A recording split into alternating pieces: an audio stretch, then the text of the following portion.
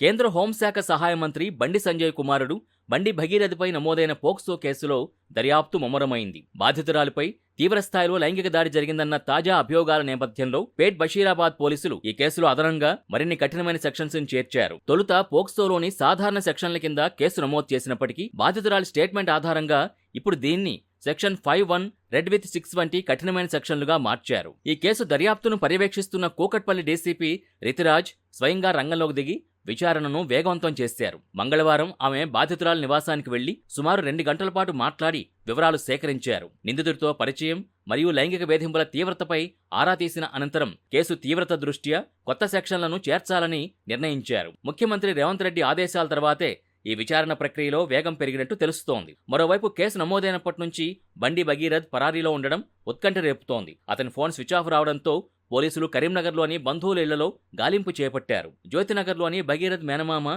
Doctor Vamsikrishna నివాసానికి వెళ్లిన పోలీసులకి ఆయన అక్కడ లభించలేదు. దీంతో విచారణకు హాజరు కావాలంటూ నోటీసుల్ని ఆయన మేనమామకు అందజేశారు. బాధితురాలి తల్లి ఫిర్యాదు ప్రకారం గతేడాది అక్టోబర్ నుంచి డిసెంబర్ వరకు వేర్వేరు ప్రాంతాల్లో భగీరథ్ తన కుమార్తెను వేధింపులకు గురిచేశాడు. నానక్రామ్గూడలోని apartment, Moinabad farm house, December 31 రాత్రి మరో ఫామ్ హౌస్లో మద్యం తాగాలని బలవంతం చేసి లైంగిక వేధింపులకి పాల్పడినట్టు ఆమె పేర్కొన్నారు. ఈ ఘటనల సమయంలో అక్కడ ఉన్న ఇతర వ్యక్తుల వివరాలు సేకరించి వారి స్టేట్మెంట్లని రికార్డ్ చేసేందుకు పోలీసులు ప్రయత్నిస్తున్నారు. ఈ వివాదంపై కేంద్ర మంత్రి బండి సంజయ్ భావోద్వేగంతో స్పందించారు. తన కుమారుడు ఏ తప్పు చేయలేదని, వారు కేవలం స్నేహితులుగా ఉండేవారని భగీరథ్ తనతో చెప్పినట్టు పేర్కొన్నారు. చట్టం ముందు అందరూ సమానులేనని, ఒకవేళ తన కొడుకు తప్పు చేసినట్టు తేలితే అస్సలు క్షమించేది లేదని ఆయన స్పష్టం చేశారు. నిజాయితీగా బయటకొస్తానని తన కుమారుడు ధీమా వ్యక్తం చేసినట్టు ఆయన వెల్లడించారు. చట్టపరమైన చర్యల నుంచి తప్పించుకునేందుకు బండి భగీరథ్ ఇప్పటికే హైకోర్టును ఆశ్రయించారు. తనపై నమోదైన కేసును కొట్టివేయాలని, మధ్యంతర బెయిల్ మంజూరు చేయాలని ఆయన పిటిషన్ దాఖలు చేశారు.